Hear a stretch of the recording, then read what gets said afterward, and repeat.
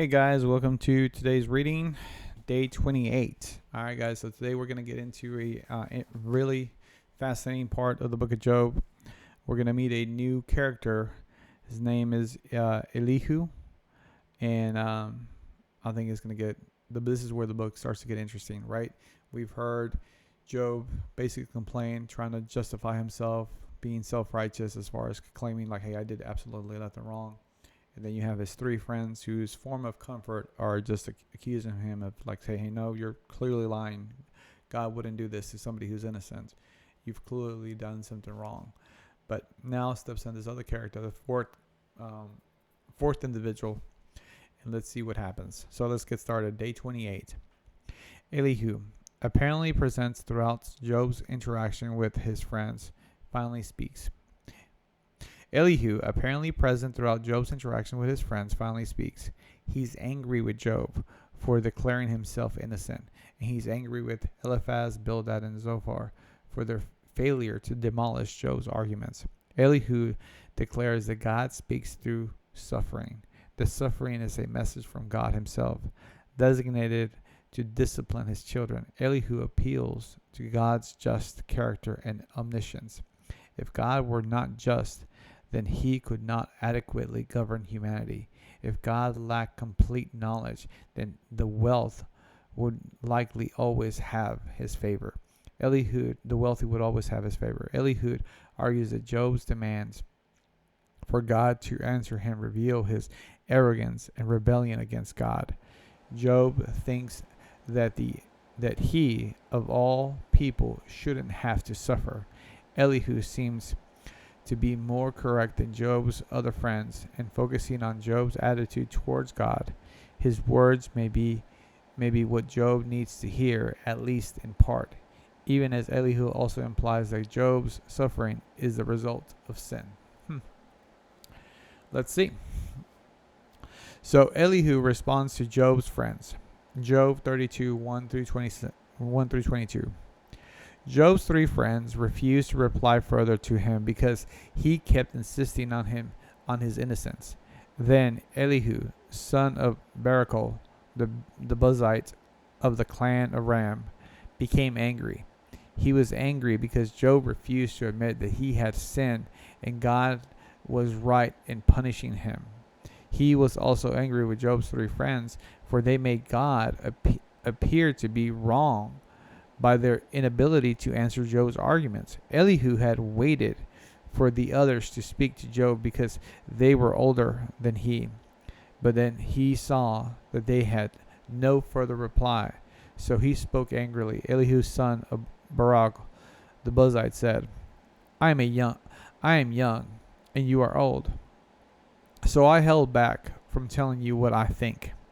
I thought, those who are older should speak, for wisdom comes with age. But there is a spirit within people, the breath of the Almighty within them, that makes them intelligent. Sometimes the elder are not wise. Sometimes the aged do not understand justice. So listen to me, and let me tell you what I think. I have waited all this time, listening very carefully to your arguments, listening to your grope of words. I have listened, but not one of you has refuted Job or answered his arguments. And don't tell me he is too wise for us. Only God can convince him. If Job had been arguing with me, I would not answer with your kind of logic. You sit there baffled, with nothing more to say. Should I continue to wait now that you are silent? Must I also remain silent? No. I will say my piece. I will speak my mind, for I am full of pent-up words, and the spirit within me urges me on. I am like a cask of wine without a vent, like a new wineskin ready to burst. I must speak to find relief, so let me give you my answer. I won't play favoritism or try to flatter anyone, for if I try flattery, my Creator would soon destroy me. Elihu presents his case against Job. Job 33, 1 through 33. Listen to my words, Job. Pay attention to what I have to say. Now that I have begun to speak, let me continue. I speak with all sincerity. I speak with truth. For the Spirit of God has made me, and the breath of the Almighty gives me life. Answer me if you can.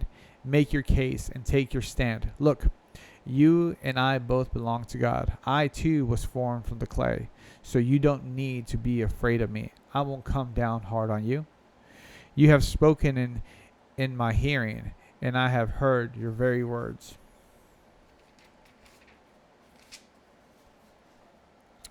You said, I am pure. I am without sin. I am innocent. I have no guilt. God is picking a quarrel with me, and he considers me his enemy. He puts my feet in the stocks and watches my every move. But you are wrong, and I will show you why. For God is greater than any human being. So why are you bringing a charge against him? Why say he doesn't respond to people's complaints? For God speaks again and again. Though people do not recognize it, he speaks in dreams and visions of the night. When deep sleep falls on people as they lie in their beds, he whispers in their ear and terrifies them with warnings. He makes them turn from doing wrong. He keeps them from pride. He protects them from the grave, from crossing over the river of death. Or God disciplines people with pain or with sickness. Or God disciplines people with pain on their sickness, with ceaseless aching in their bones.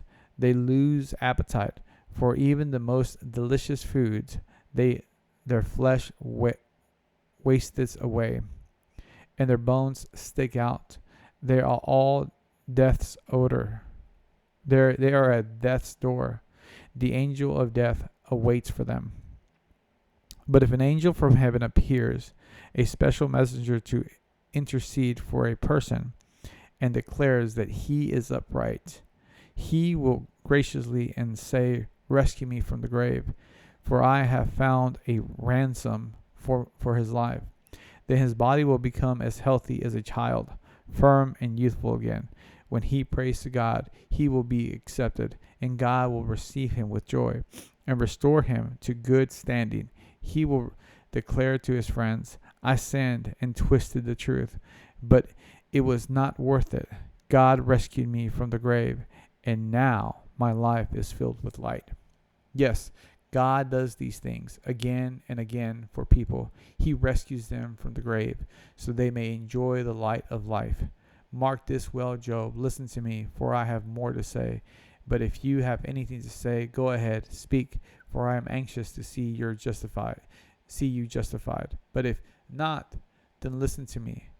Keep silent, and I will teach you wisdom. Elihu accuses Job of arrogance. 34, 1 through 37. Then Elihu said, listen to me, you wise men. Pay attention, you who have knowledge. Job said, the ear tests the words it hears, just as the mouth distinguishes between foods. So let us discern for ourselves what is right. Let us learn together what is good. For Job also said, I am innocent, but God has taken away my rights. I am innocent, but they call me a liar. My suffering is incurable, though I have not sinned. Tell me, has there ever been a man like Job with his thirst for irreverent talk? He chooses evil people as companions. He spends his time with wicked men. He has even said, why wasn't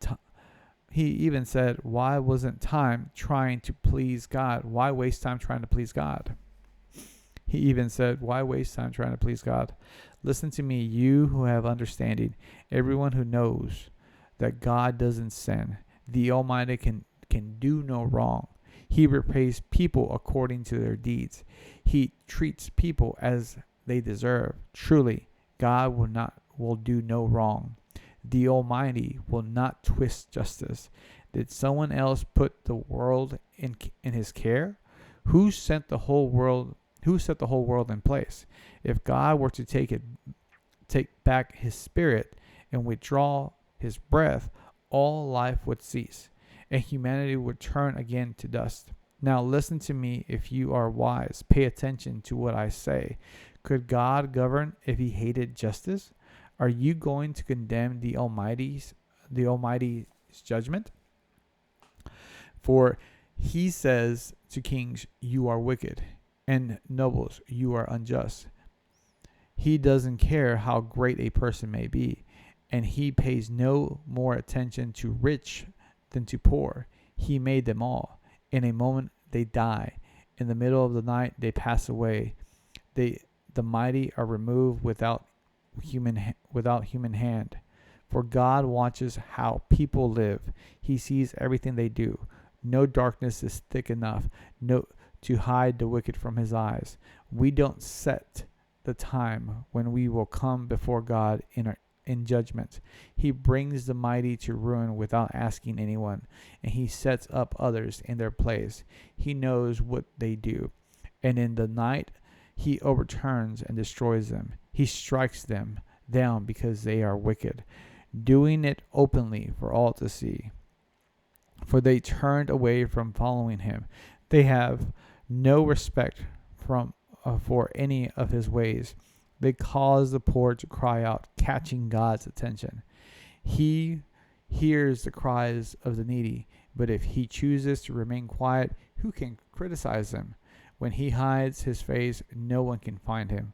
Whether in individual or a nation, he prevents the godless from ruling, so they cannot be a snare to the people. Why don't people say to God, I have sinned, but I will sin no more? Or I don't know what evil I have done. Tell me. If I have done wrong, I will stop it at once. Must God tailor his justice to your demands? But you have rejected him. The choice is yours, not mine.